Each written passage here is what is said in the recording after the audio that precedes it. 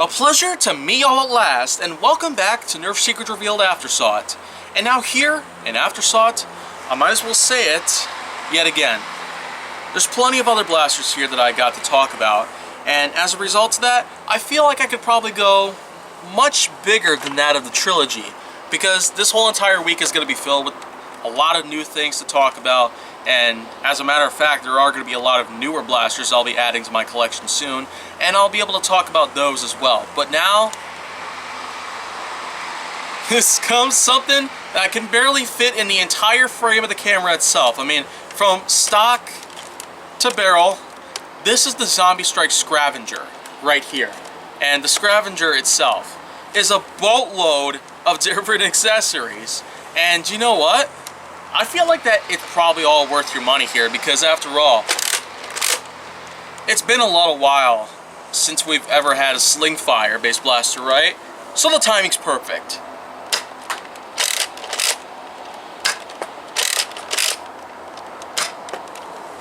This blaster itself certainly does have a lot of quirks and features that I feel like I could spend all day talking about, but you know what?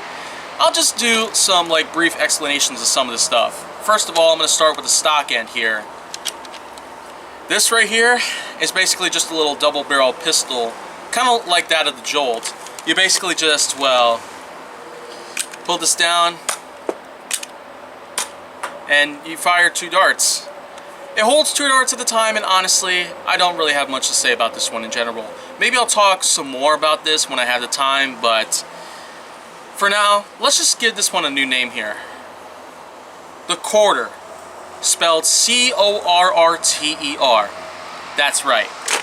Anyways, of course the Quarter fits into this part here in the stock, which, unlike the Sling Fire or many other blasters like that for that matter, this is actually detachable. It's kind of surprising, don't you think? Well, I almost thought that way as well, but you know what?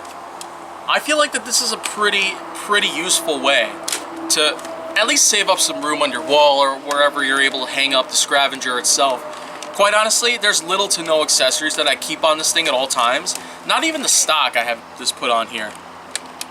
But other than that, there's a scope on top which also doubles as a mag holder, and it's permanently attached, as you can see. Basically, it can hold probably any kind of mag for you. I currently have the Fossa's 10-round magazine, with, of course, is black, as you can see here. And the scope itself, well, it's kind of similar in ways to that of the Doomland's Holdout, or some others in many ways. It's just a much smaller size scope in a way. Kind of meant to be more like an ACOG than that of a sniper scope in a way. But I'll probably just take this thing off as well, because honestly, yeah, some of these things can grip on pretty much. But anyways, here's the 10-round mag for you, and honestly, it just slides in, and whoops. Well, anyways, that was not intentional, I'm sorry, but anyways, the mag actually holds it with ease. I mean, I'm not really noticing anything loose here, but I mean, it probably does a really good job at holding the magazines. I mean, unless of course you probably have a problem with yours at some point, but from my perspective, it works pretty good. And of course, other than that, there's also this flashlight attachment, which you keep it under here and basically switch it on, and out comes this nice green sort of flash. I never really noticed green as a part of a flashlight accessory, at least for a long time, because there actually was an N-Strike accessory that was a flashlight as well, and it also had a green sort of color to it. I guess it's starting to get a little more common now. I guess I'm not certain about it. And then finally we have ourselves this barrel attachment, which I don't know how, but it just doesn't really seem to click into place. Probably because it's missing that little well over here. Because normally when you attach a barrel and you basically shove it in like this, the grooves basically have to match in with the indentations, and then you screw it on to lock it in place. Normally it would click into place, but because there's actually no nub here, and of course the well and this is actually missing, so that probably explains why there's no clicking sound when you put the barrel on, but at least it fits nice and snug, and well, I don't see anything loose on here once again. So I feel like the Scravenger is just doing really well in many ways, specifically for that. But other than that, let's get on with its functionality here. Of course, its basic sort of sling fire kind of lever action is prominent, and it is actually there. And not there, but let's just say that, well, Hasbro pretty much took the functionality of the Scravenger to another new level here. Because if you notice right here, basically, there's the switch, which if you press it over here, it actually enables automatic firing. That's right. A fully automatic lever action blaster.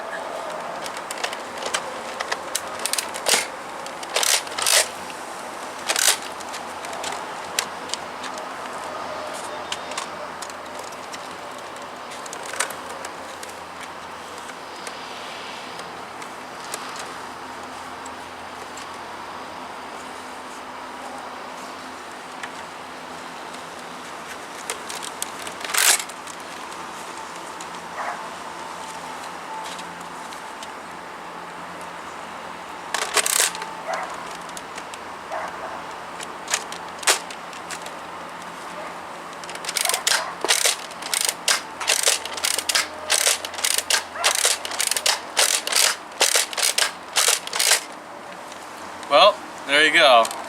I didn't really have to pull my finger on the trigger, and as a result of that, well, that's kind of what this was. It was automatic firing.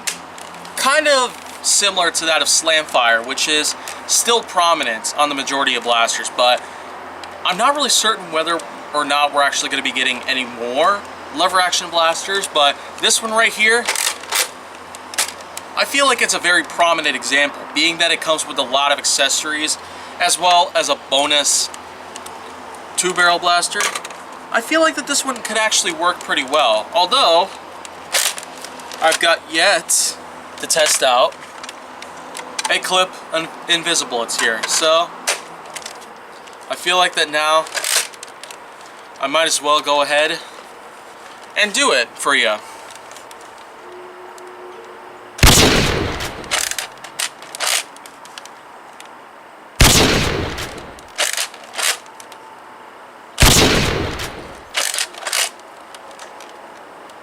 One more.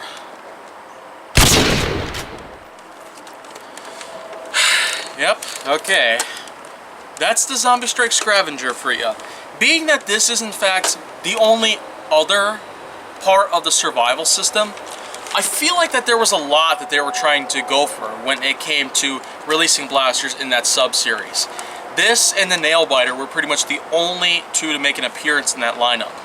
And I will say for sure that, well, the Nail Biter and Scravenger, they both come with some pretty nice accessories, as a matter of fact. I mean, the Scravenger pretty much takes it up an extra mile by adding in both a clip holder, a scope, a barrel attachment, a flashlight, as well as the addition of a stock attachment that can hold a smaller blaster. I mean, that's 5 big examples of a good blaster right there. The usage of different accessories to pretty much allow for different capabilities to the blaster itself, I feel like that it's something that's worth giving a good score. Now, I haven't really been doing a lot of scoring on blasters. Maybe I just got distracted by some of my other goals in life. But you know what? The Scravenger here probably does deserve a good score, specifically for what it is. This one right here, I pretty much give a 9.0 out of 10. So that pretty much goes without saying, but overall, I like this blaster a lot. I mean, it doesn't even look ridiculous like this. I mean, it kind of bears resemblance to that of some other blasters with this kind of shape, like the Rough Cut slash Pluto slash Achilles even. Yeah. Probably something else I'll talk about, but you know what?